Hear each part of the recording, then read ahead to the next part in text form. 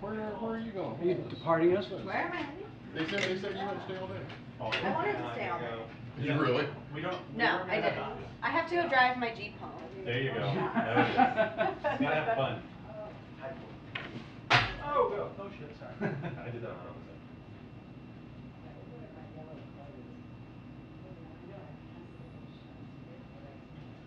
I thought I had more on my rail. S&P's doing great. Yeah, well, because they stopped giving them out. Where are you going to do it all? So they don't have, they used to go on Peace Street, so they got everything. Oh, so that's where I got my last one. So Farragut has one. So it's the same thing, So I'm hoping that, and maybe they'll say, oh, we looked, and we've already got this one. So you don't need that. We'll give you some malaria pills. And then I tried talking maybe the last time. I went to Africa. He said, you need anything else? Well, I just wanted to know.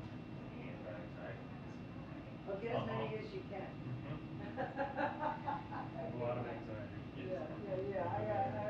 I went to the doctor. I said, it's nothing but anxiety. Yeah, right, okay. Get the hell out of here.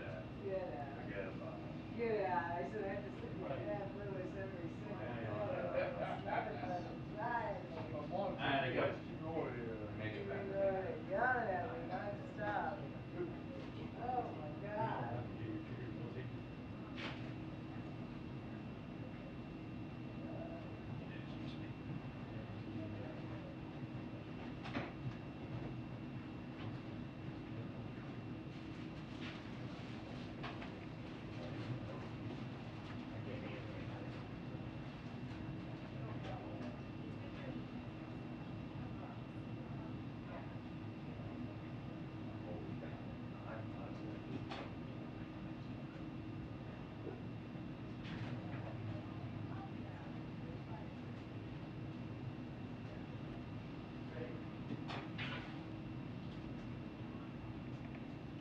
Yeah, I gotta go take the doors off and, go on a little joyride. I'm so On sorry. the streets of DC. I'm so sorry you have to do that on your Friday afternoon. I've never done, I'm not doing it by myself. I've not done it before. I feel like the first time. Easy. The first time, it's gotta be like a joint effort. Just Right? in time I before. don't know that I can put it I was about to back say, on. what's the weather forecast? Yeah, I think the weather is not Pouring good. rain. It is Yeah. waterproof though, so. Yeah, but you're not. Yeah, That's You're still gonna get sick. that's It's key. full of wind still. But I appreciate that. I'm having so much fun. This is great, I love this, it's such a pleasant experience. Just wait till you drive it out to a wine. That's what I really We I take my gotta, doors off. actually, that's our plan for, Yeah, next well, I mean, Saturday.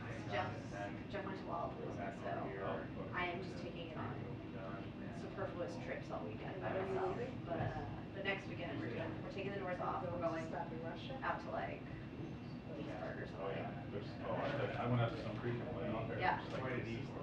That sounds nice.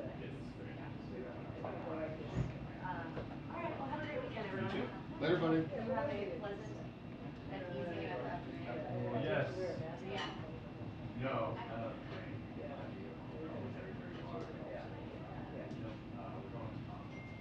Fill up with water and just be right back. Sure, this will get pushed back. Yeah. Plus everything else that's happening over there. Maybe not. It's earlier. Guys, you're not at risk. Those guys, but us, I'm not gonna worry about it. They did have us listen to CTC. Right. And then even pretty shortly more. But, what the fuck is this?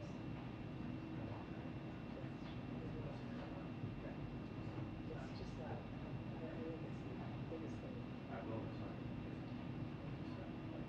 that really have. I don't know what it would say. Well, I already know. Oh, okay. So, yeah, and the part of the thing is so I just looked into it, I was just looking at that, and everybody goes in and, the morning I get. So I'm not for something to do with this. I don't think we want to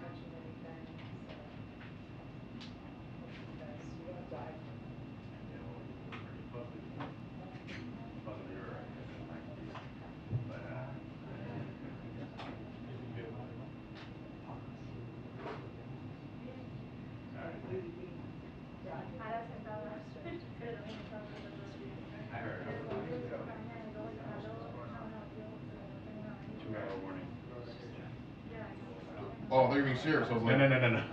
I thought I heard the microphone. Well, that should help you because, I was like, that's believable. It Like, is. I was It like, really is. okay.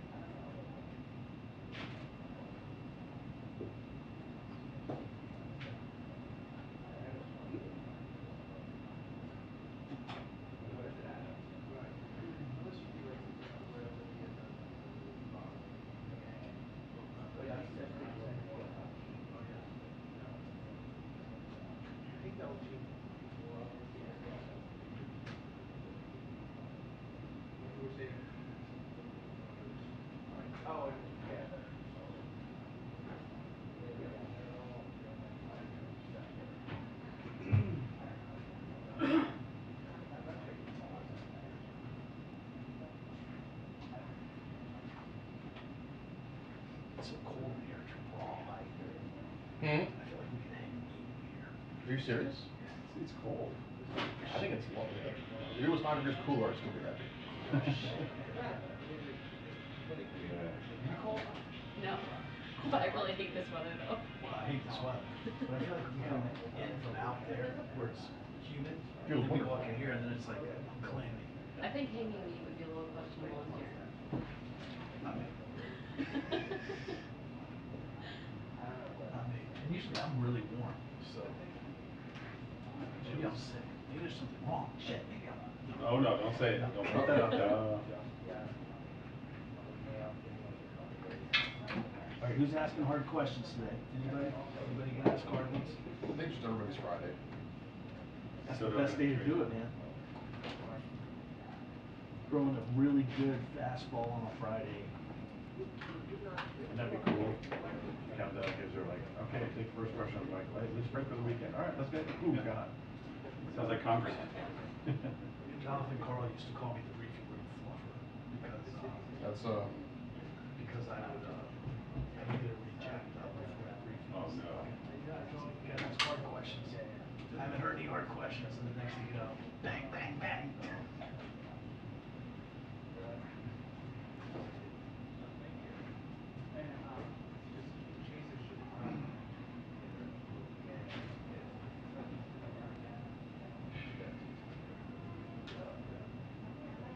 How much longer is Albert in I'm closing today.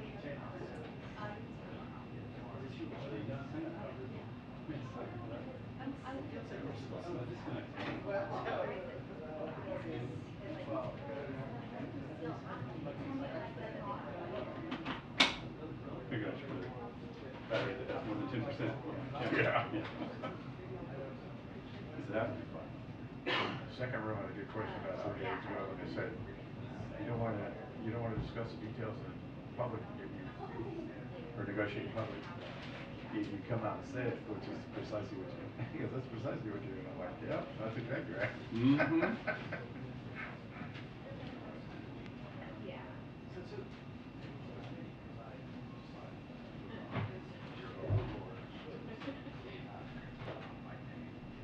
Why do we have a light over here? Jake, what time is the reproductive? From what we used to do, 1:30? we used to do a lot of live hits out here. Oh. You know, living in reality. Yeah, light scenes some use. There's just a film. Oh, it's one of my old ones. It's the WX1. It's Ray. Yeah.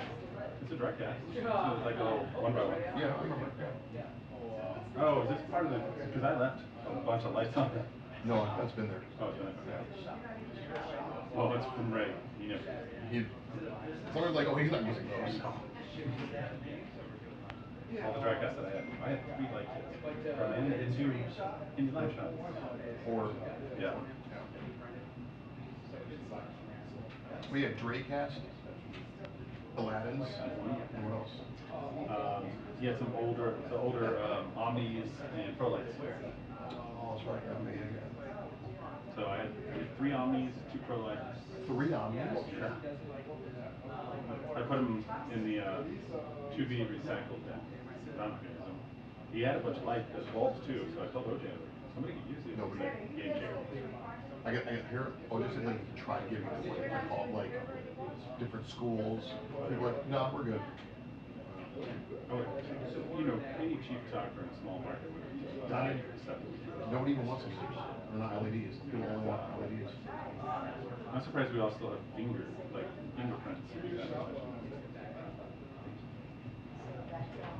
My first light kit was 2 Omnis. Oh, that's not a bad one. I didn't have a dimmer. Oh, that's not a good one. I just had 2 Omnis. Oh, dude, Lord, man. So just a lot of black hole light shots? It was.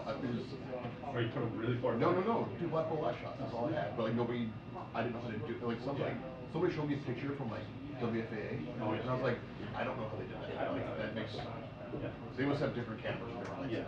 Yeah. I don't know what that means. Yeah, working in. It took a while for me to figure out things. Like I had to do my own. Nobody on the station knew what they were doing. I had a stun gun light, one of those big old top lights. I was like, this is all I need. What do we need lights for? All the light kits, everybody's light kits were like in this closet. Like nobody carried a light kit. It was just like top light for everything. That's how it works. Oh, I remember I went and made a dimmer.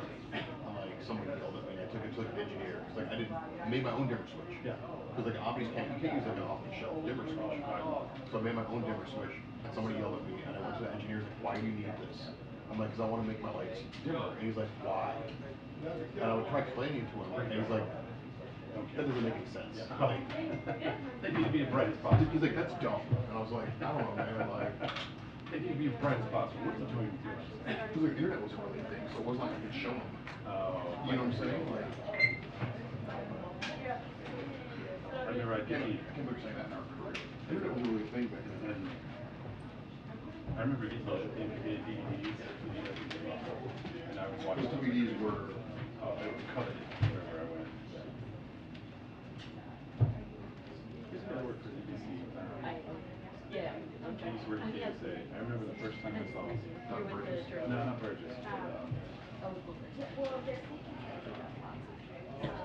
But I saw him the other day. I was somewhere. Where, Tom? No, he was back in the 90s. Okay. Yeah, like late 90s. NBC. I see him all the time. Here in town? Yeah. I forget his name. Oh, sorry. But I remember I went up to him. He did this one story about being in the airport in Denver. Oh, you're fine. Yeah, that's fine for me. My lens isn't seeing it. You switch it? Yeah, let's do it. Yeah. No, well, I'm behind that.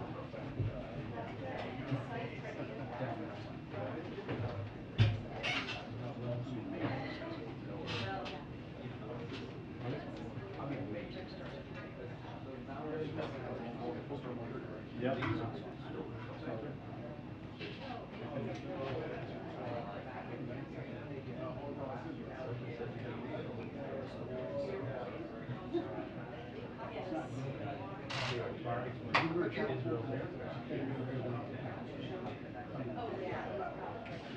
More than that, like, I was saying earlier this morning, it was starting at 11 p.m. for most of the day. And now it's 60% chance to be like, we're gonna get a 60% chance we get out this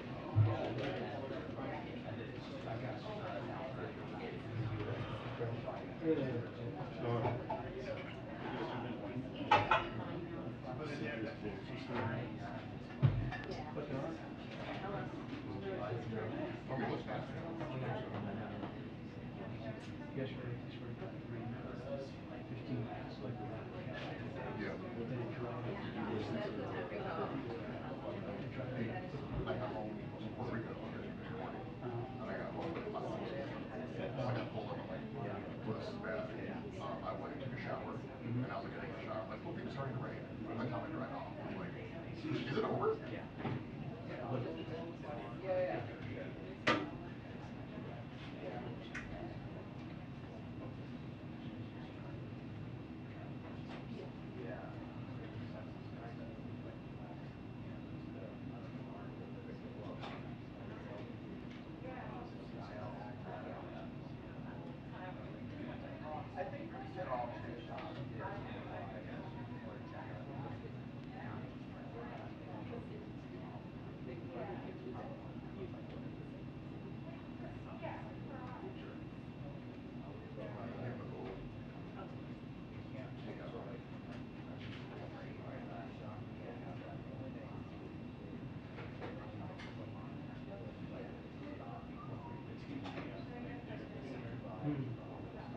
Yeah.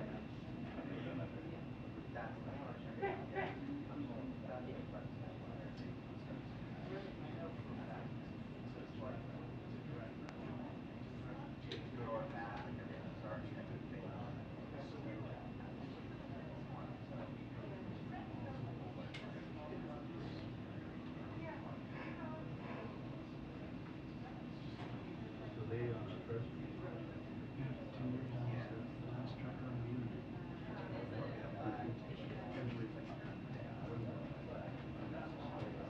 It was Jim. You come literally I would shit until they get across you. Like precision so bad.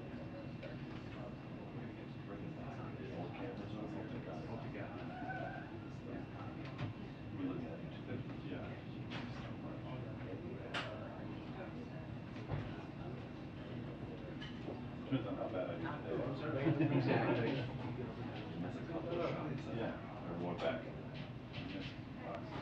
Look in the back. That's me. We were there.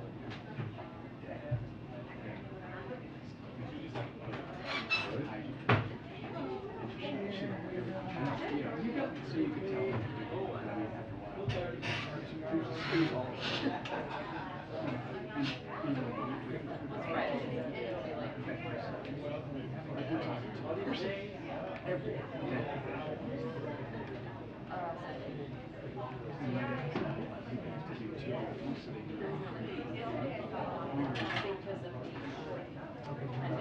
Yeah. The gaggle though was they put the stories all day and they do briefs.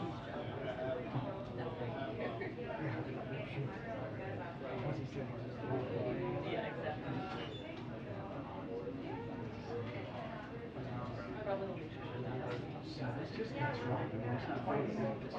Not afraid of You know, if four of them next time, it may be only two. And there's kind of check marks beside the house, which makes me think that they were someone thinking that there was a family there. maybe they're dragging it around. Maybe the last two times. Two different guys. No, it's starting at 1:45. Thinking that you, I think I just have faith.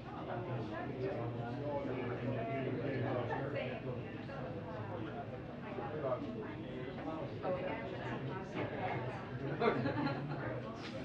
You don't know if I didn't know he had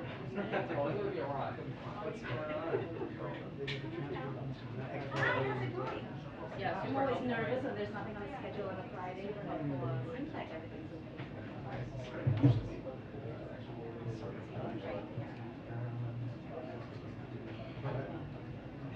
Yeah, but we're gonna ask her that as policy meetings and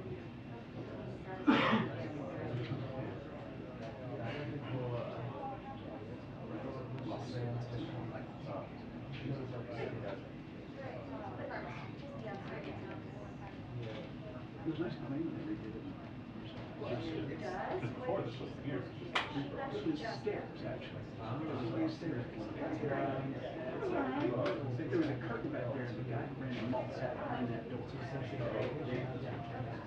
Stairs, like a series. Yeah, it was like little stairs that came up to here. Yeah, and they stuck out to about where you're standing.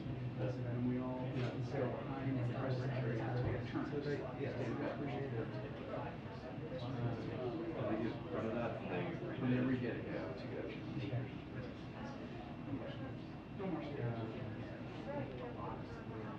we gotta figure out a new way to ask the question that she's gonna say. many moons ago. learn something every day. Yeah, you can almost see the guardians right there, and there's somebody back there. Yeah, and Kirby didn't say Basically, the anything. stairs were here, and so somebody, you take the turn back there, and then you wait here, and then you basically go up there. Everybody took a turn, yeah. You try to sync your turn up with your horse. Oh, that's perfect. But yeah, it didn't work out.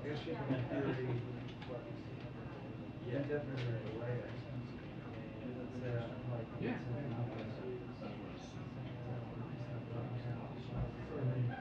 No, she went to.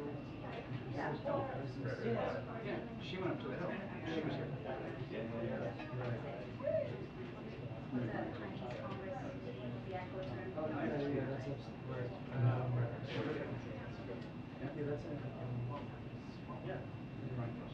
We would sit down here lots of times.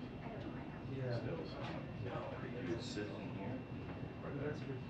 and obviously standing back, I can do it now still. Yes. You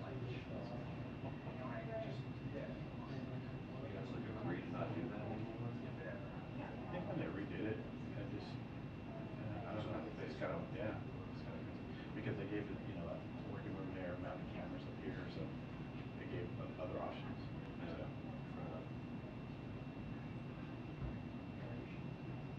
Yeah. Just bring it Way back. better lighting though after they did this. Way better color. Yeah, it was like shooting the cave lots of times. Well, that was like when we go to like a situation room or something like that. It's like a cave. Yeah. Can I get a flash? No. No. Before they redid it. Oh my gosh. That's super VHS camera. Yeah, it was, there's a couple. Plus, that was kind of genius too when they mounted those things, because you had all those sticks you had to step on over, and then they mounted those down, and staggered them too, so everyone still had a shot. Yeah. Yeah, it was genius. We were just going through old photos a few weeks ago. Just a really a couple different spots, I think. And so I was looking at this, over the last 40, 50 years. Yeah. And we were noting all the little different changes. Yeah. But yeah, you can't see some like the stairs in here and all that. Yeah. Pretty cool.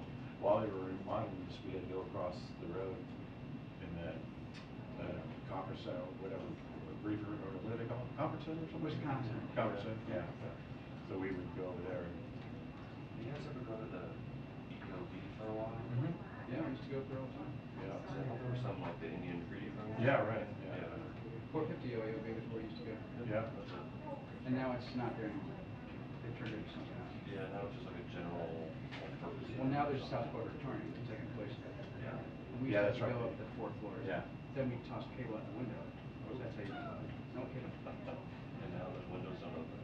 So, I've never been up on the fourth floor again. Well, technically now that's the staff COVID testing room. Yeah, we used to go up the fifth floor, drop the cable down to the fourth floor, and then pull it back up. There's a connection point there. I gave a tour to an old buddy of mine, and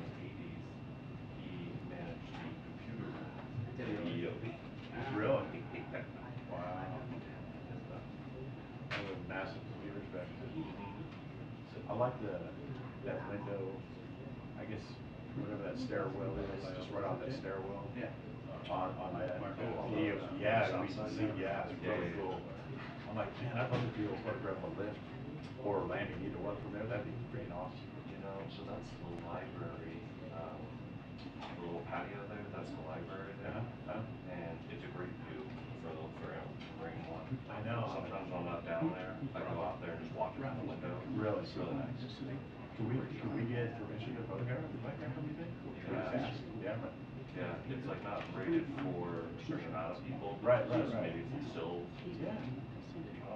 Yeah. I mean, I know our agencies always want like it's close to him and head on, but I think that would be just artistic wise, Because it's you gonna be can great. see the top of the White House with the trees under it. Yeah. And so when Marine One comes up. Oh, yeah. It's really, I think it'd be cool. Artistic wise. Literally. Yeah. You got a million of the other photos, you know what I'm talking about? Yeah, you run out and stuff. Yeah, exactly. You gotta do something different. I mean, first time I got a chance to go on that one, I'm like, ooh, this would be freaking awesome. Yeah. I was working the weekends as well. Adam needs to go on the roof of the EOB. There's a couple of windows up there on the fourth, fifth that look down, and they're really nice. Really? What's the room up there where they seem to have a cocktail party every afternoon? Literally, that looks out over executive director.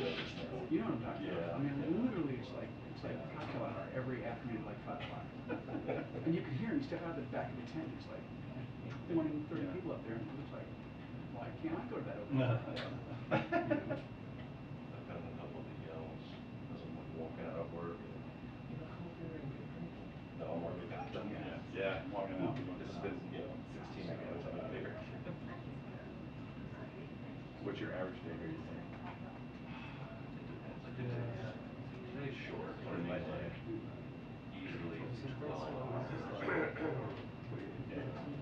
And then with COVID, we went with one person a day who's doing everything. So there's 50 events, I'm going to 50 events. You know, so I'm leaving here a lot of times at 3, 4, 5 in the morning, and then starting work again at 8, 7 or whatever.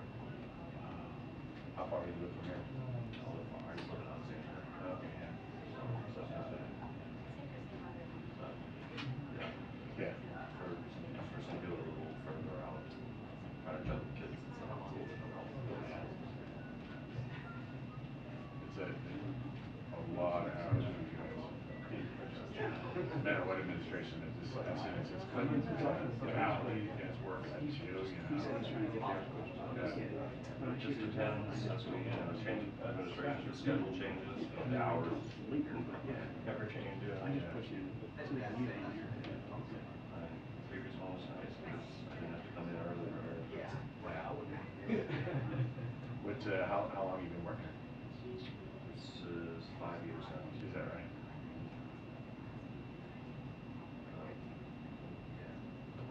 Two administrations. Yeah. You guys are part of Walker, right? Nope, we're our own independent steno Really? branch, yeah. We technically answer to the chief of staff. Usually they put something over us or whatever. But Yeah, right. But yeah, we're our own. But we work with Walker a lot on, obviously, because audio. Yeah, right. So like if they miss something, like the feed, they'll go through here for the Air Force One gaggles that drops our audio, they splice that in to fix their audio so that they can refeed it out to everyone here. I see. So you guys have offices at EOB? So we have offices there, and then basically anywhere Waka or anyone else can go, just end up going. Yeah. I'm gonna say you guys are part of one. We end up working with them so much. I understand why you think so. Yeah, yeah. Yeah.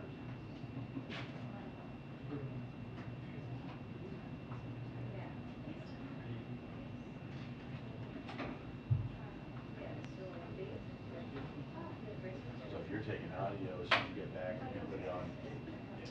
So we've got, Or there's some area. Walker's feeding it directly into our office, into the vault that we have in our office. Someone's in there cutting tapes and sending them people, or pre-COVID, we could all be in there pulling tapes every couple of minutes. Yeah. So people are typing. got it. And then usually taking notes and then kind of filling in whatever's going on throughout. Please tell me you're not still working on tape. Please tell me you're not still working on tape. I'll be digitized. I mean, it is. Like when I say tape, I mean, I was gonna, okay. yeah. I'm like, there's an actual tape in there. No. Yeah, that's a story. So. When you say Yeah. I'll roll on this. There's no. Well, my favorite thing when people say, did you film it? I'm like, if I did, I'd drive Mercedes. And I don't.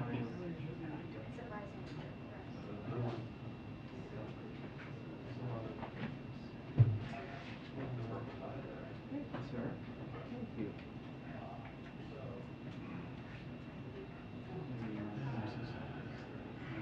Joanne, I think it's gonna start.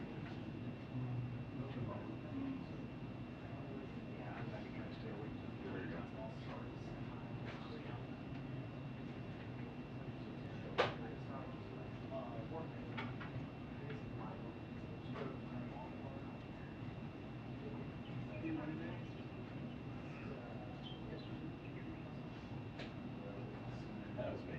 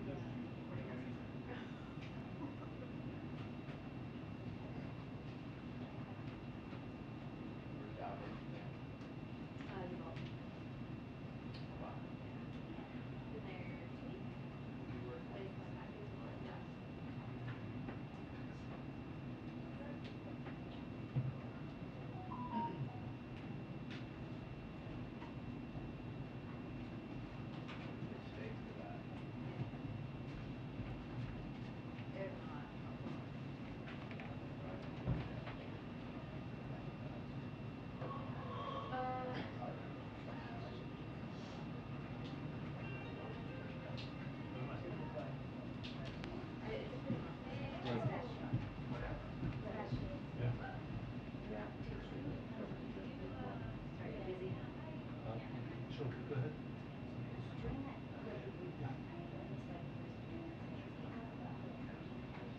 No. No, you just asked about the POWs? Yeah. 2-minute warning to the press briefing. 2-minute warning.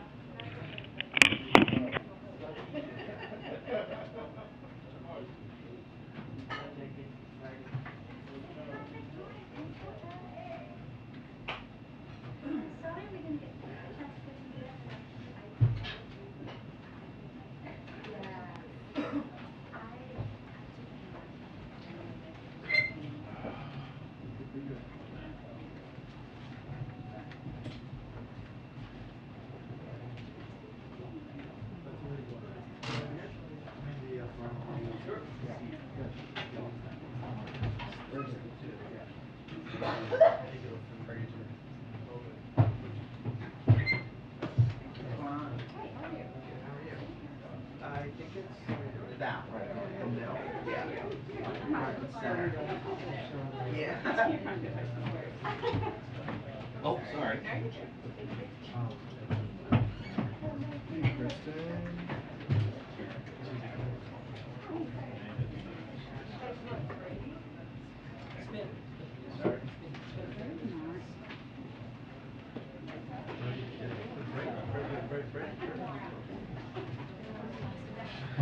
Yeah.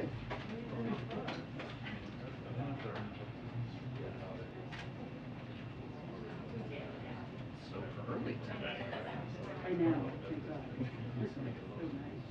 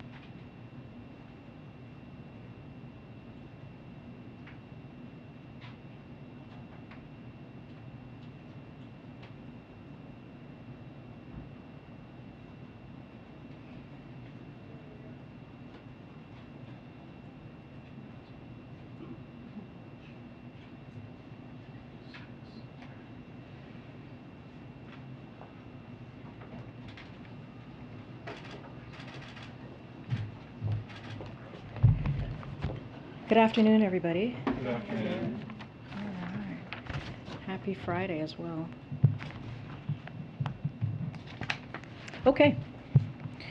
So the Inflation Reduction Act goes squarely at many of the biggest costs Americans face, like energy and healthcare, giving families vital breathing room while building on the unprecedented deficit reduction we have achieved with over $300 billion in savings for taxpayers that a host of economists confirm will fight inflation. Larry Summers, who has been critical of some of our policies, is one of them. He said, quote, "It's fair to call it the Inflation Reduction Act because it's directly fighting the rate of inflation." Other experts like Jason Furman and the Committee for a Responsible Federal Budget has said the same. Jason Furman said, "The Inflation Reduction Act is what the country needs right now, helping to address one of our biggest long-run challenges, climate change, for example, while making progress on our biggest short-run challenge, inflation, while protecting the most vulnerable." And Maya McGinnis, president of the Committee for a Responsible Budget, "Almost every one of these policies in of itself will fight inflation, and on net, the entire package most certainly will." To circle back for a second, that more than $300 billion that I just mentioned in a deficit reduction I mentioned earlier just now will be financed by ending special tax benefits for the wealthy and big corporations that have happened at the expense of the middle class, including loopholes that allow multi-billion-dollar international companies to pay $0 in taxes, or a hedge fund manager to pay considerably less in taxes than middle-class families will act against inflationary pressures across the board, addressing many costs.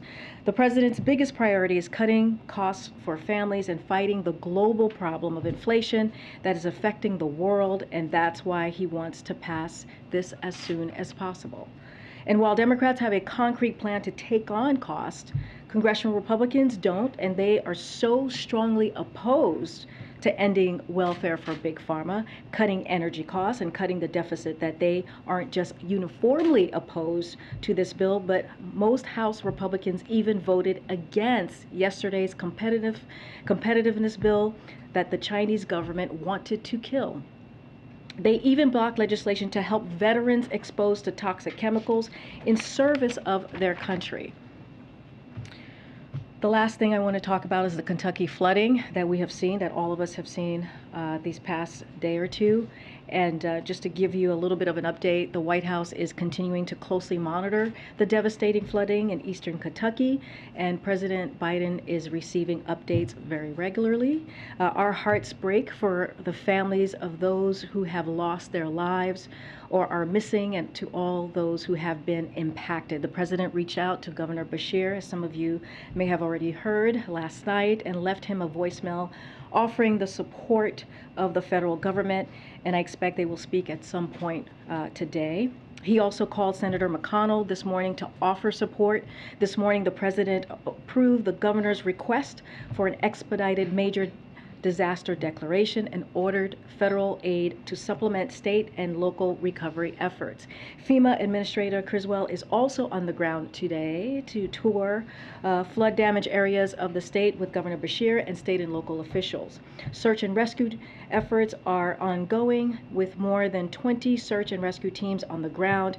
FEMA has deployed rescue personnel to assist with those efforts, and they have dispatched an incident management assistant team and staff to the State Emergency Operations Center. We will continue to monitor the situation closely as damage assessments occur. Unfortunately, Kentucky is no stranger to catastrophic climate events, and the federal government will continue to provide assistance. Lastly, and separately, I want to make sure you all saw the series of announcements we made yesterday on the federal government's efforts to address the growing wildfire threats, which are driven in part by climate crisis, which have exacerbated historic drought conditions. Homeland Security Advisor Liz Sherrod-Randall and Secretary of Energy Jennifer Granholm convened a meeting yesterday with CEOs from the American electricity sector and senior leaders from across government to discuss how we can protect our communities from the accelerating threat of devastating wildfires, which is being exacerbated again by the climate crisis. We sent out a readout of this meeting early this morning. With that, Darlene, you want to kick us off? Thank you. On the veterans legislation that was blocked in the Senate, does the White House see what happened with that bill as a small hiccup, a small bump in the road, or do you see that as something more serious? So I'll say this, and I kind of said it in the opening just now. You know, we are on the verge. The president and congressional Democrats, or Democrats in Congress, are on the verge of passing this really critical, important piece of legislation that's going to help middle-class families, and that is the Inflation Reduction Act. And so that is critical, that is important, and that will help lower costs on pharmaceutical drugs. That is going to lower costs when it comes to energy costs as well, and reducing the deficit. And what congressional Republicans have done and what they have offered a plan that's going to increase taxes on 75 million Americans and sunset Medicare and Medicaid. And the way that we see it is we have a plan. We have a plan to fight inflation. We are ready to help middle-class families, and Republicans are opposing that. They're opposing that because of false rage. They're opposing that because they are angry about, I don't know, a procedure on the House that we can't even speak to. And here's the thing, we are talking about veterans. We are talking about our veterans who have fought for this country. We are talking about veterans who have been exposed to toxic chemicals because of their service to our country. So the time is now to get this moving. The time is now to move forward. And we hope that they do the right thing. Secondly, the president had a couple of events here this week after he came out of isolation. Can you give us a sense of how soon you anticipate him having an event away from the White House, maybe taking a day trip, and also are you tracking him signing the CHIPS bill next week? So I believe the bill is currently going through the enrollment process, right? So that's happening, I believe, today, and so we'll probably have more on the CHIPS signing of the CHIPS Act early next week. I don't have anything for you at this time.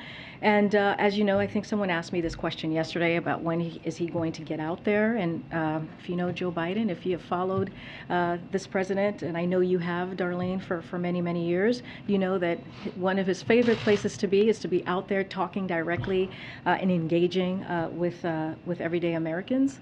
And so as soon as we have something to share with on his schedule, we will surely be able to do. We'll surely be doing that, so you guys all know when he's going back out, which he's excited to do, looking forward to do. Go ahead. Thanks, Chair. Thanks, Corinne. A number of Ukrainian POWs have been killed and injured in a shelling of a detention facility in Donbass. Both Russia and Ukraine are accusing the other side of doing the shelling. Do you have any intel on what happened or any more detail? So we've seen those reportings. It's not something that we can speak to from here, but just not something that we're going to comment about. But we have seen the reportings. Okay. But no sense of who's responsible? Yeah, we're just not going to speak to that at this time. Okay. And on one other topic, you opened with a statement about the reconciliation bill, to use that word. Do you have any concern, does the White House have any concern that passage of that bill, which of course would be a huge victory for the president, may prevent or may lead to some Republicans not supporting other bills such as the gay marriage bill or others that they might have been inclined to support? So we like to call it the Inflation Reduction Act. I'm aware. I mean, that's the name of the bill. And because it does fight inflation, that's what many experts say. But no, you asked really good questions. Look, I said this, I was trying to get to that with Darlene's question about the importance of the Inflation Reduction Act and how it is going to help middle-class family, how it's going to lower cost. And this is a plan. When we talk about having a plan for inflation, this is the plan that Democrats have. This is a plan that the president has. And it's going to have a real effect when you think about healthcare, when you think about energy costs, when you think about pharmaceutical drugs, you think about our grandparents, the seniors who are thinking every day how they're going to pay for their pharmaceutical drugs. This is a way to do that. And for the fact that Republicans are turning away from this, it's it's shameful, actually. But when it comes to marriage equality, we know that this president, this is not a secret, this president has been a leader of marriage equality. He has been out, he has been out front, ahead of so many other members of Congress when he was a senator, and over just the past couple of years. So this is that act he supports. We put out a SAP last week, and we're going to continue to have those conversations with congressional members and members of Congress to make sure that that moves forward. Ms. Green, first I wanted to ask for a status update, if you have one, on the updated COVID vaccines. Does the administration have even a rough timeline on when they will be rolled out? And then just generally, is the idea that certain people, maybe people with health conditions, older people, perhaps they would be prioritized first, or would it be sort of a free-for-all as soon as they're available? So just so folks know, and I'm sure you guys are all tracking this, HHS today announced an agreement to purchase 66 million doses of Moderna's bivalent COVID-19 vaccine boosters, candidate for potential use in the fall and winter. This contract announced follows a recommendation by the FDA last month that vaccine manufacturers update their existing COVID-19 vaccines to create a bivalent booster and can target BA4 and BA5. Omicron subvariants, as we know, is very transmissible. But today's purchase is in addition to, just so folks know, to the 105 million COVID-19 vaccine boosters doses the U.S. government purchased recently from the Pfizer for potential use later this year, pending FDA authorization and a recommended by CDC. Pending those FDA and CDC actions, HHS would receive the first deliveries of the Moderna and Pfizer vaccine boosters doses in early fall. So decisions about the shots and all the experts review and the science data, that's going to be something that FDA and CDC does. We just don't have anything currently right now to share. Once we have more of what the plan looks like and the allocations, we certainly will share that. And then just have one more following Secretary Blinken's conversation with Sergei Lavrov today.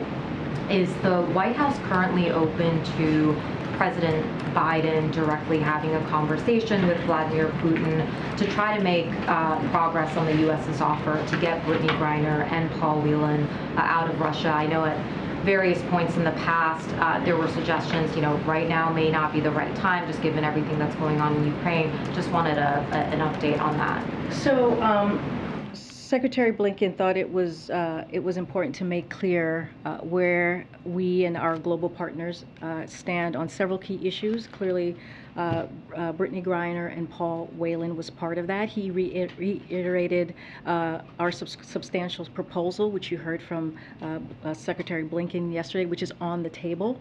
And he spoke about the importance of Russia allowing ships to depart Odessa and to adhere to their grain deal. So that was a conversation that they had today. He also emphasized how Russia's plan to annex parts of Ukraine by force, which we warned about from here at the podium, would be a gross violation of the UN Charter, and we would not allow it to go unchallenged or unpunished. You heard him say, so those of you who listened in today, that we are under no illusions that Moscow is prepared to engage meaningfully and constructively yet. So Secretary Blinken made clear this was not about a return to business as usual. So we are, again, under no illusions. As far as a call or plans for calls, we do not have a plan for the president to call President Putin. At this point, is it on the table, off the table? I know that there's nothing for you to announce. But No, it's not even there's nothing for me to announce. We do not have a plan for that at this time. To follow up. Hoping to ask a domestic question, but it's kind of a follow-up on the status of these negotiations around Brittany Griner and Paul Whelan. Does the administration feel like it accomplished what it was hoping to by going public with this substantial offer, now that we are seeing some engagement between Secretary Blinken and the Russian foreign minister? And are you concerned this could all just still fall apart? So here's the thing, we have made clear, the president has made clear that this is a priority for him. And in getting Brittany and Paul home. He wants to see them come home. But he's also made clear that when it comes to U.S. nationals who are being wrongfully held or held hostage, they need to come home. And he's going to do everything that he can to make that happen. And I think this is what you see by the announcement that Secretary Blinken made yesterday, by having a substantial offer on the table. We are making clear and being very transparent of what is happening. Those conversations are going to continue to go on. We are not going to negotiate from here just because it's just the right thing to do, and we want to be very careful. And so, again, this is the president showing that he is willing to do everything that he can to bring U.S. nationals home who are wrongfully detained. It seems like the right direction of Blinken and Lavrov talking. I'm not. I mean, you heard from the secretary yourself. He was very clear, as I just laid out, of the three things that came up during that conversation. He also said he is not delusional. And we expect conversations and negotiations to continue. I'm just not going to say much more from here. I just wanted to ask about some of the details in the Manchin-Schumer sort of deal in the reconciliation bill. Everyone's just had a beat to be able to kind of dig into the bill text, and we're starting to see some environmentalists really voicing concern, like acknowledging obviously these huge investments in clean energy, but frustrated by some of the trade-offs, mandates for new drilling, mandates for opening up some different parts of the country to drilling. I was struck by Chairman Grijalva saying that he was particularly concerned that the deal's promise of comprehensive permitting reform was another euphemism for gutting our most foundational environmental and public health protections. So just what's your message to environmentalist leaders in your own party who are really worried that the climate investments just might not be enough to offset all this new drilling potential? So I'm going to say that, I said this yesterday, which is, this is a historic piece of legislation. It is going to be a game changer for so many Americans, so many middle-class families, and that the president is grateful. We have said it, is grateful for the work that has been done by Senator Manchin and Senator Schumer and others in making this happen. And so the way that we see it is going to help struggling Americans in a big way. When you think about lowering costs, we've been talking about what are we going to do with inflation. This is one of those things, right? This is going to help Medicare actually be able to negotiate to lower this cost. This is going to lower energy costs. This is the biggest investment that we have ever seen in U.S. history when it comes to fighting climate change. So this is a big deal. This is incredibly important. But we also see this as a down payment on what the president talked about in 2019. When it comes to climate change, the president has taken bold actions for this past 18 months, and he will continue to do that. It doesn't end here. He'll continue to take action to make sure that we reach his goals, his emission goals. We believe that we will meet these goals with this particular piece of legislation, but there will be more work that we will continue to do. Is it fair to say he just likes the whole bill, all of it? He is grateful, and he thinks this is a historic bill, and this will help struggling families, and this is part of fighting inflation. And also, when you think about the deficit, lowering the deficit, which we've already seen this past year, that was done by $1.7 trillion. Now we're going to add another $300 billion. This is a big deal. This is incredibly important for American families. On that note, because it's a priority for the president to pass this bill, has he or does he have plans to talk to Kyrsten Sinema, who has not yet said whether she'll support it? I'm not going to read out any calls or potential calls with other elections. Working behind the scenes to talk to lawmakers, get them on board, especially those who might be reluctant to support So it. the president has regular conversations with members of Congress. His team, as we have said, have been communicating with the senators on this bill, offering any technical assistance or any guidance that they might need from us. But I don't have anything to read out on a potential call. Okay. And then, given how difficult it is to get all 50 Democrats onto anything these days and how difficult it is to get bipartisan support for anything these days. When it comes to legislation to tackle inflation, and given that this bill doesn't address rising home costs and rent and food and gas and those kinds of things, does the president think that this is kind of it? This is what he can get legislatively from this Congress when it comes to tackling inflation? You're talking about just in general, or you're talking about? Yeah, I mean, given that this is called the Inflation Reduction Act, and there are still lots of elements of inflation that are not tackled by this bill, and how, tenuous support is for it, given that not all Democrats have signed on. So, does he think that the legislation, that's kind of it in terms of what this Congress can do? So I just want to be really clear here. This choice is not between this and a better deal. It's between this or walking away about things that we really care about when it comes to Democrats. Issues that we really care about. Lowering prescription drugs, lowering energy costs, continuing to decrease the deficit. All are things that Democrats care about. This is a big deal. This is a historic piece of legislation. And to your point, it is the only legislation out there in Congress that's going to fight inflation. So we need to move forward to get this done. And so that is the message that we are going to put forth. This is our chance to really start to lower inflation. And the things that this bill does are not small. These are really big, important items.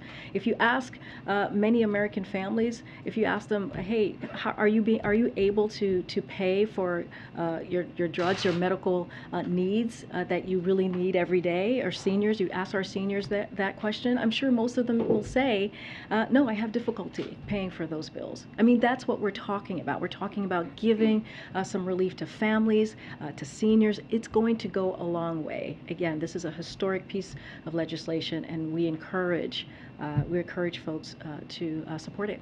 And just a quick follow-up on Lavrov. Is the president concerned that these talks are doing anything to kind of legitimize Russia in light of their aggression and war against Ukraine? That kind of opening up these discussions, starting these discussions, especially when it comes to Griner and Whelan, that this is doing anything to kind of legitimize Russia, or that it could get to that point? I mean, I don't know how that would legitimize Russia when we know they are causing this brutal war in Ukraine.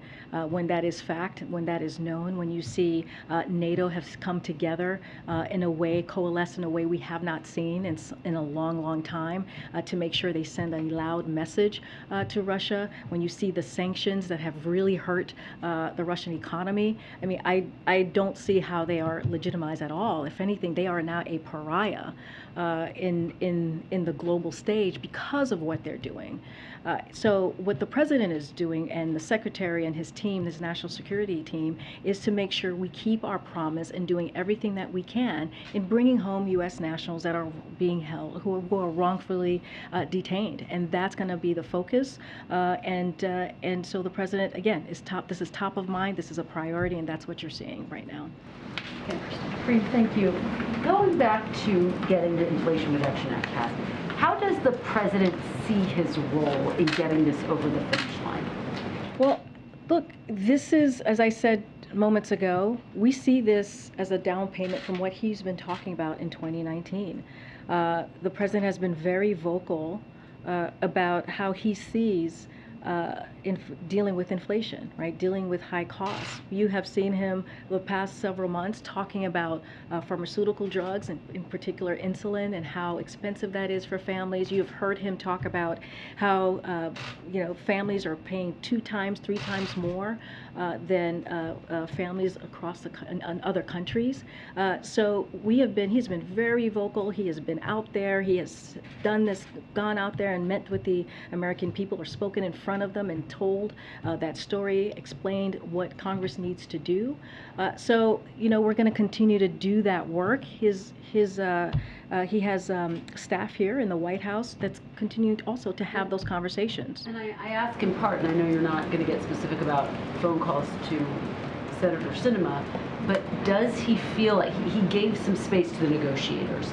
Does he feel like now is the time for him to engage directly, hands-on, to try to get this over the finish line and to make that personal outreach to potentially bring Senator Sinema here?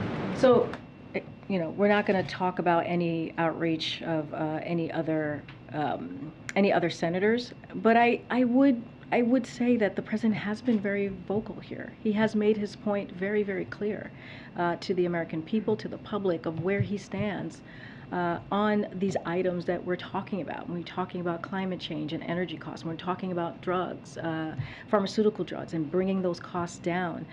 And again, his team, right? These are the folks who work for him, have been directly engaging with members in Congress, and that's going to continue.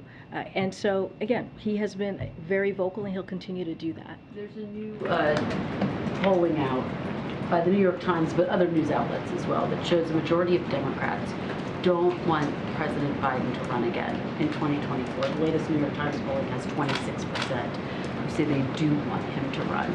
We had some reporting yesterday that the administration is keeping a close eye on potential challengers.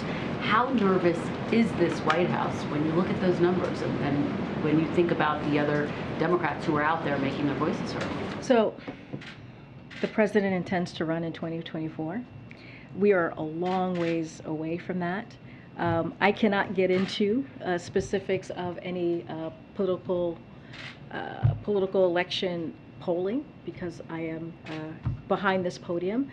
But what I can say, we just talked about the Inflation Reduction Act and how important the president believes it to deliver that to the middle class, to the American people.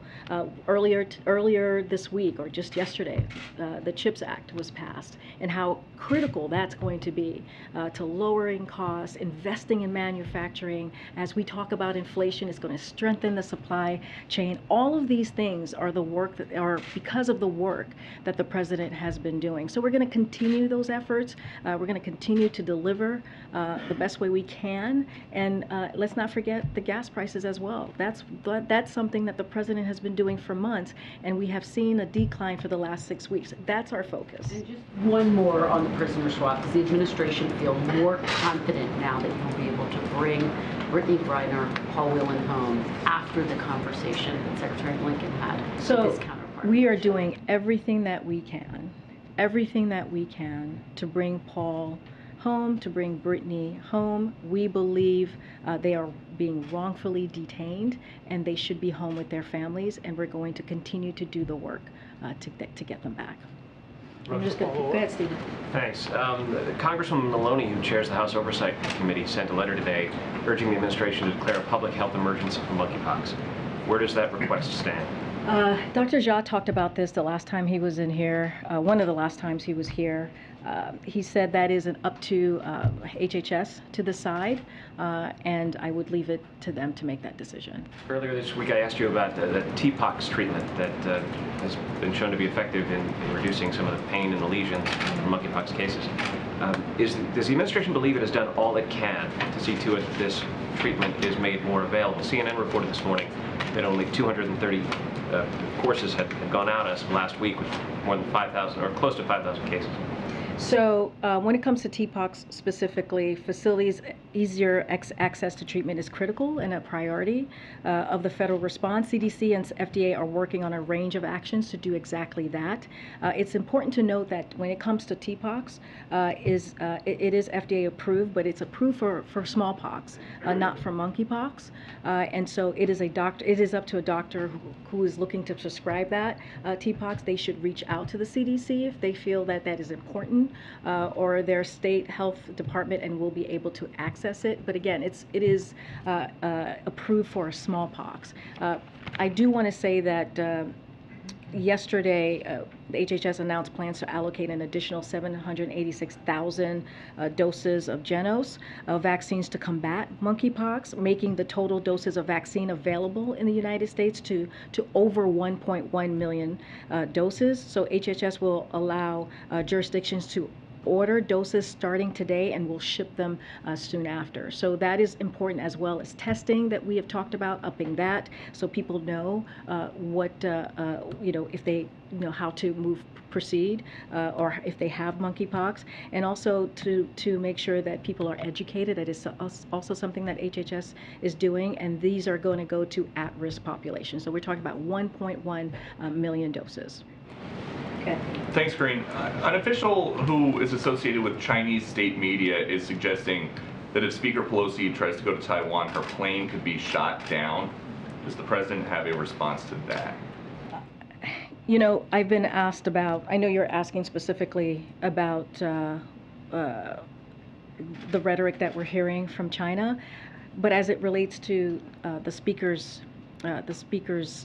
travels, it's something that we're just not going to speak to. Right now, that's a hypothetical. We're just not going to speak on her schedule. As we have said multiple times, we give advice and guidance to any members of Congress where they travel, to the region they travel, whether an advice on geopolitical situation in the region or in the country, and any national security issues that may arise. But again, I'm not going to speak to a hypothetical. Okay, and on another subject, why is the Biden administration building a border wall in Arizona? So we are not finishing the wall.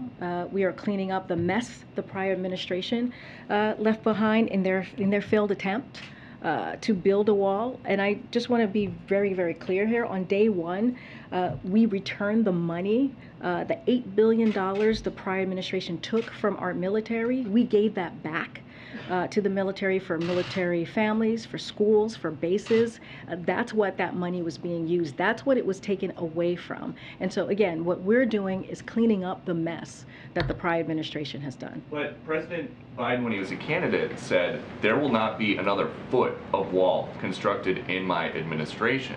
Yeah. So what changed? We are not finishing the wall. If walls work in that part of Arizona, is this the administration trying to get migrants to cross somewhere else, like in Texas? What is the plan? We are not finishing a wall. We are cleaning up the mess that the prior administration made. We are trying to save lives. This is what the prior administration left behind that we are now cleaning up. By finishing the wall, is this? We are not finishing the wall. By filling in, finishing? We are not finishing the wall. By filling in, is this racist? Because in 2019, when the former guy was proposing a wall, you said that it was his racist wall. So how is this any different? I'm just having a hard time understanding how this is any different. I'm not even sure how you get to your first question to this question that you just asked me. I will say this: a border wall. I'm answering your question. A border wall is ineffective use of taxpayer dollars. So it's ineffective of taxpayer dollars that actually went to the military, that the last administration, the prior president, took from the military, which took away from schools, which took away from military bases. That's what that money that he pulled away from to build this wall that he wanted, that is ineffective, by the way, which I just said. Just recently, CBP reported that new bollard fencing along the southwest border was breached 3,272 times between fiscal year of 2019 and 2021, requiring $2.6 million in repairs. It's ineffective. We are not finishing a wall. We are cleaning up the mess that the last administration made. Okay. Yes. Good. Thank you, Reed.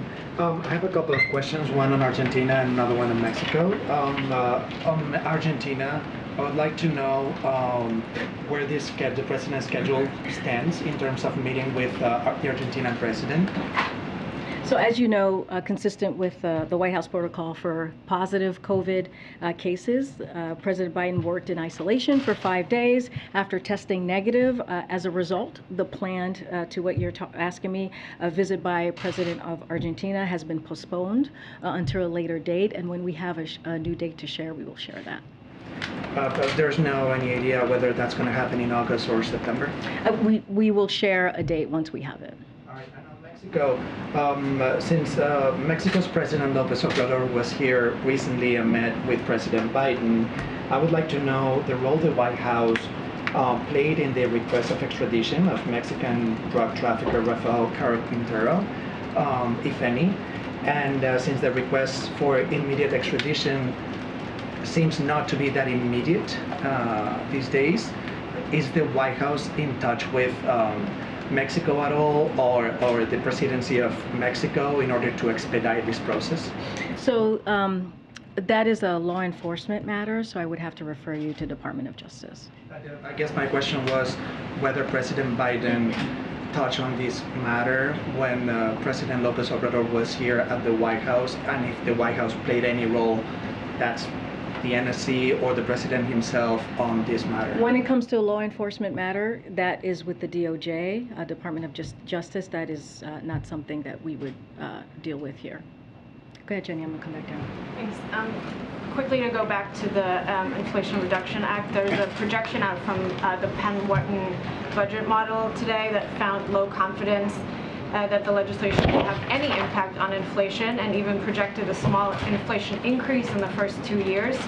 I know this is just one model, but it actually is one that Senator Manchin has leaned on before to guide his support or opposition to previous pieces of legislation. So I'm just curious if there's any concern in the White House that with this new data coming out that Manchin could reconsider his support for the current bill, or do you think you're rock solid?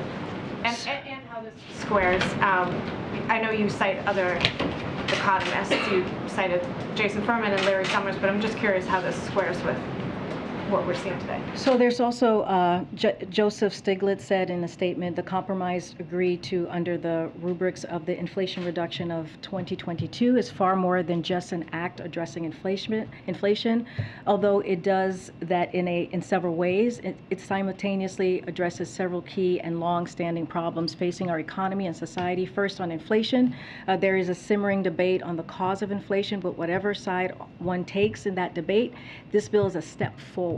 And that's how we see it as well.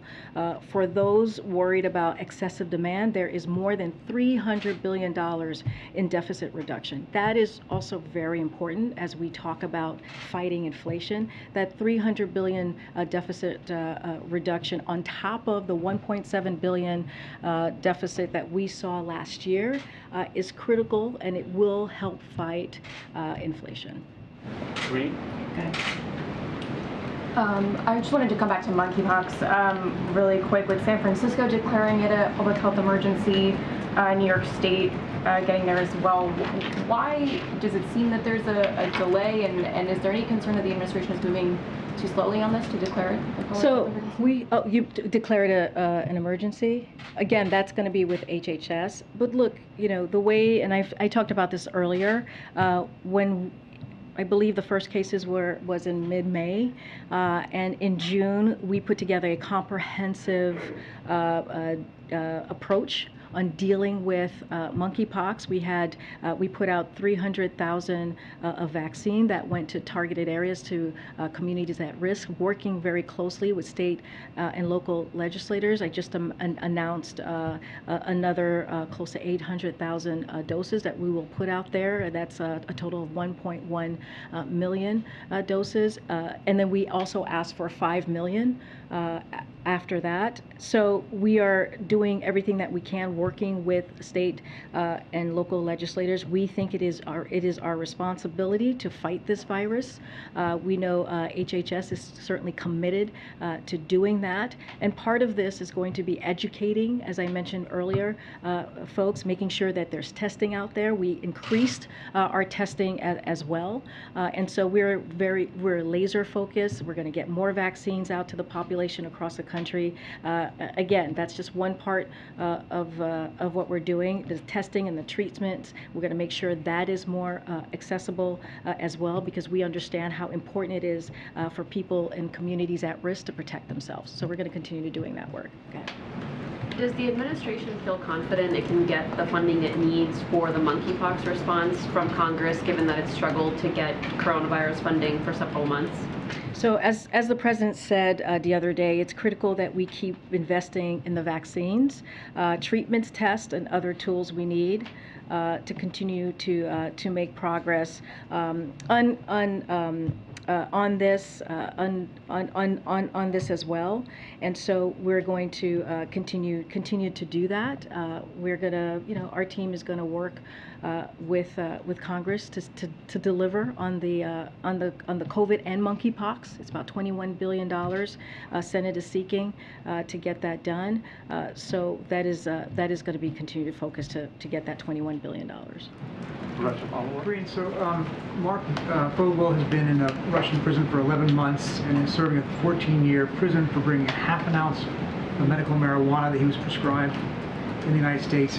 Why is he not on the list with Brittany Griner and Paul Whelan? No, we've gotten that question before, and as we have said, there's certain, well, I should say there's certain cases that we cannot speak to because of privacy issues, and that is one of them that we cannot actually speak to. But again, I'll just reiterate what we have said with wrongfully detained and U.S. nationals that have been held hostage. We are going to do everything that we can to be able to get them home. But some cases that we just can't speak to it. You to speak to it, though. They're anxious and I'm concerned that they're not on the same list as the other two Americans with some similarities in their situations.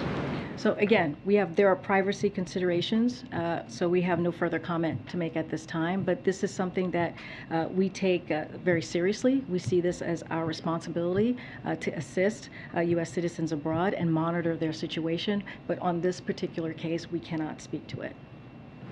I wanted to ask about two provisions in the HHS appropriations bill that Senate Democrats put out this week. There's $10 million in it to create a reproductive health ombudsman position at HHS, and there's also $350 million to fund travel costs for women to go to other states, as well as to expand abortion facilities in states that still allow it. My question is whether the White House supports these provisions, and if you do support them, are there ways that could you still do them even if the funding doesn't end up in the final version of the bill?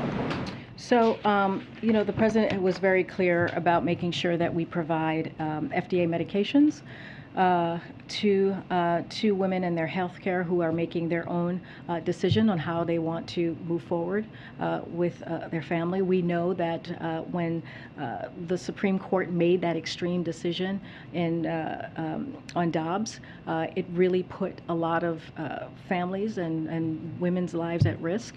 And so that is something that he made sure FDA was able to do. When it came to travel, he asked DOJ to make sure that women can travel safely when they cross into a different state to get that abortion.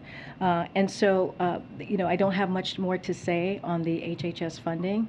Again, this is something that the president has been very clear in making sure that we do everything we can, and he put forth those two actions. When it comes to anything else, everything's on the table, and we'll have more to share. But I'm going to leave that. Right now, whether an ombudsman is needed at HHS, for example. I'm just going to leave it there. Go ahead. Thanks, Karine. Two questions for you. One, has President Biden been tested for COVID since testing negative to end his isolation as part of the monitoring for any rebound cases? So I don't have, I would have to check with his team on when the last time he was tested. We have been clear that when if he were to test positive, we would share that and we'd be transparent. So we'll share that when we have that information. And then a follow-up. If we have that information. We do not want to have that information, but if that were to occur, we would be transparent, like we were when he did test positive a week ago, almost. And then I wanted to follow up on the question Kristen asked you. Democratic Congressman Dean Phillips today said he doesn't believe that President Biden should run again in 2024. He says he believes, quote, most of his colleagues feel the same way, and that it's time for a generational change. Generational change is something we've heard President Biden himself talk about in the Democratic Party. So does the White House have any response to the congressman? Look, I'm going to stay where I am, what I said earlier to your other colleague, which is the president intends to run in 2024. We are ways away from 2024. We are going to continue to focus on doing the business of the American people by delivering for families, by lowering costs for families. As we have seen, we are very focused as well on the Inflation Reduction Act, as I just went through and explained. We saw the CHIPS Act pass, which is going to lower costs for families, going to fight strengthen supply chain, strengthen our national security, invest in manufacturing. Those are the things that we're going to continue to focus on, and much more. So right now, 2024 is so far away. Thanks. On the variant-specific booster shots for COVID, so with the 66 million Moderna shots ordered, that's in addition to the 105 ordered from Pfizer. That's basically enough doses for half of Americans. Do you think that is that reflective of what you think demand will be for the booster shots in the fall? And what do you plan on doing as the administration to promote uptake in the event that they do receive approval? Well, this is something that we have planned for, and we have been very clear about needing the funding to continue the comprehensive plan that the president has. But again, we are planning for the upcoming months. We have these 66 million boosters specifically for the BA4 and the BA5. Once FDA and CDC, based on the experts' review and science and data, they'll have their decisions on that particular piece. But again, we will have more to share and bring out Dr. Jha to share more. And then is the president considering a trip to Kentucky to visit the disaster area? As I said at the top, he's being regularly updated on this. Again, our hearts go out to the families who have lost loved ones, who have just lost even so much during this time. And a lot of it is due to climate change. As we are talking through this, all the movements on climate change is what we're trying to do here. But again, he's going to stay updated. He spoke to, he's going to hopefully today connect with Governor Beshear. We don't have anything to share on his schedule at this time. Follow-up? Yeah, thanks, Kareem. One clarification and one question I have for you. On the clarification, so we've heard the argument that job creation is the reason that we can't be in a recession, or one of the reasons. But on net, we were adding back jobs, not creating, because last month, for the first time, the private payroll finally reached the February 2020 levels. So the private sector's now only created 140,000 jobs. After adding back what? So what we have been saying is that the president, since the last 18 months, we have created 9 million jobs. That is, those are the historic numbers that we have seen, the strong economic strength. That are being added back. But we also have created jobs as well, as I just stated. And so that is also very important to note. And so when it comes to the economy at this point, at this time, we're seeing a transition. That's what we are after a strong economy, a transition into more stable and steady growth. And that is something that you've heard it from Brian Dees, you've heard it from economic team, that we expected. There's nothing new there. And so the strong labor market, the resilience of resiliency of business, resiliency of the consumer purchase matters in all of that, matters in what we're seeing currently. But we understand that there's more work to be done as we talk about inflation, as we talk about high costs, which is why we continue to talk about the bills that we're seeing in Congress, in particular the Inflation Reduction Act. And so that's going to be our focus. Yeah, and on that transition, when can Americans feel or see, when can Americans expect that transition to be over? So it's happening currently right now. That is what we're stepping into. We see that a little bit of a cooling, right, with the jobs numbers that we see every month. And again, that is expected, and so we'll continue to see that. Secretary Yellen explained this very well, much better than I am, because she is an economic expert and a very trusted voice on this. One of the things that she said that I think is important: a variety of risks ahead, like Russia's war, COVID lockdown, lockdowns in China and more. We have strength in the economy, a strong labor market being one strength. Consumer household balance sheets remain generally strong. Credit quality is strong. You do not see some significant increase in business bankruptcies, which is important. And so these are the things that she highlighted yesterday that speaks to a lot of what we're talking about when we talk about strong labor market and where the economy, the state of the economy is currently at this time. One more quick one, if I could, just off topic a little bit. What's the difference between Texas busing migrants to D.C. and the federal government flying migrants to, say, New York in the middle of the night in other cities? It's very different because we're not doing it as using migrants as a political pawn. Okay. Go ahead. I have two quick questions on Russia and Ukraine and another one on Nicaragua. So there's been a lot of movement in Congress about designating Russia as a state sponsor of terrorism. There's a Senate resolution, as you know. There's a House bill that was just introduced. So my question is, does the president support legislation to officially designate Russia as a state sponsor of terrorism, or does he believe that to be an executive purview? And if so, what are his criteria? So basically, it's a determination. This requires a determination by the Department of State on specific criteria in congressional statute. So we're looking into it along with a range of other proposals to impose further cost on Russia. So that's how it's determined. But for some context, when it comes to export controls, which we have aligned on with 30 plus partners, to multilateral sanctions with over 30 countries across 4 continents, to curtailment of international assistance and foreign aid, the costs that we have imposed are in line with some of the consequences of an SST designation. Our unprecedented sanctions are having a drastic impact on Russia. Russia's stock market has lost 1/3 of its value. Inflation is rising up to 20% in Russia. Russia's imports of goods from around the world could fall by 40%. It was reported that due to the enormous pressure of the U.S. and over 30 partners around the world, Russia defaulted for the first time in more than a century. So that is what, when I say Russia is becoming a pariah, with the question that I was asked, if we are lifting up Russia, not at all. They are, their economy is suffering, and it's because of what they are doing in Ukraine, the war, the brutal war that they are imposing on Ukraine. Can you confirm and or comment on Ukrainians reportedly being mistreated in infiltration camps set up by Russia and provide a reaction to that?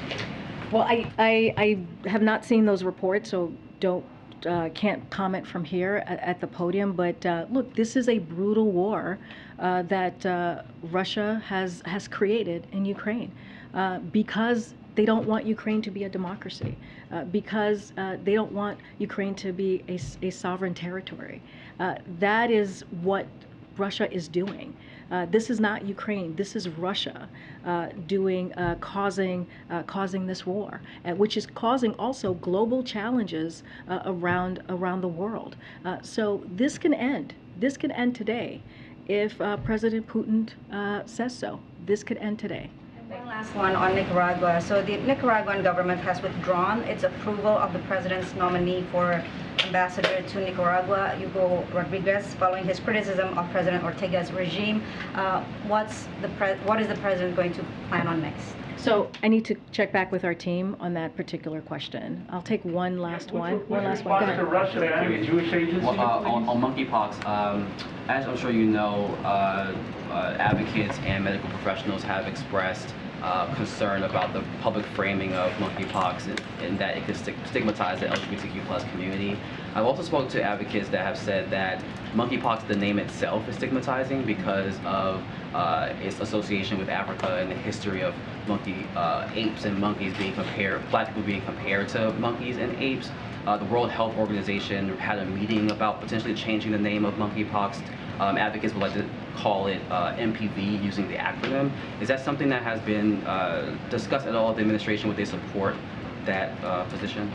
We understand, and I know so many other communities understand how a name of a virus can really cause harm to that community, and that is something that we have seen, right, this last couple of years specifically, even when you look at COVID and the different variants. And so that is something that is important to note and to speak to.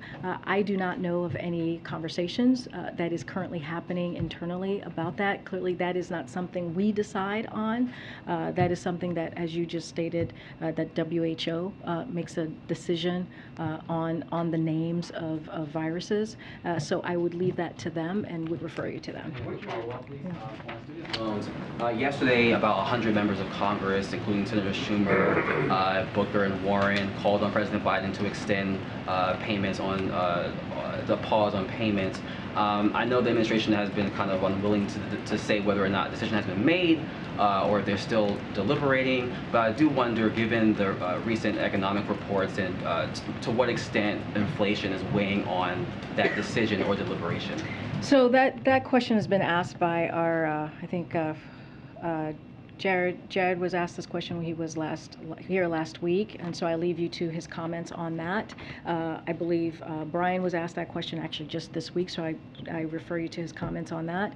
I don't think, well, what I want to say is that it is a decision that the president takes very seriously. He understands the burden that student loans has on families, and so he wants to make sure he is making a decision that is thoughtful. And he was just asked this question last week, which was the last time that we saw him out there on the road, which is when he was in Somerset, Massachusetts, and he said by the end of August. So that's what I would expect, by August 31st. Thank you, everybody. Thanks, Doreen.